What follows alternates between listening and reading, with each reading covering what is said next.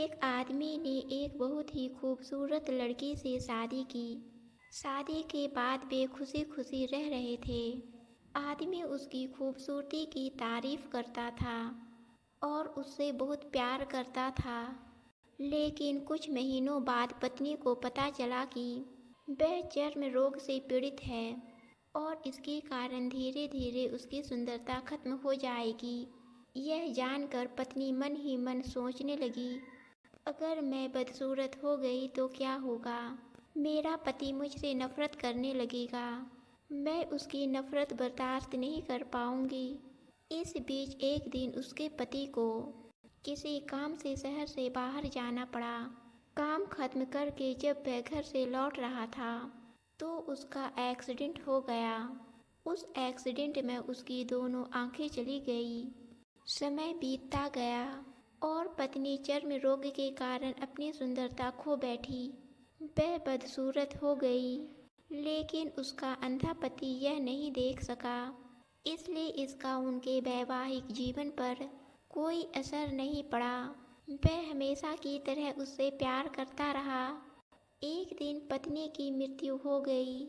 अब पति उदास और अकेला हो गया। उसने शहर छोड़ने का फैसला किया। उसने अपनी पत्नी की अंतिम संस्कार की, सारी रस्में पूरी की। अगले दिन जब वह जाने वाला था तो उसके पड़ोसी ने उसे देखा और उसके पास जाकर कहा, तुम अपनी पत्नी के सहारे के बिना कैसे जी पाओगे? तुम देख नहीं सकते और तुम्हारी पत्नी हमेशा तुम्हारा साथ देने और कई सालों तक तुम्हारी मदद करने के लिए मौजूद थी। यह तुम्हारे लिए मुश्किल होगा।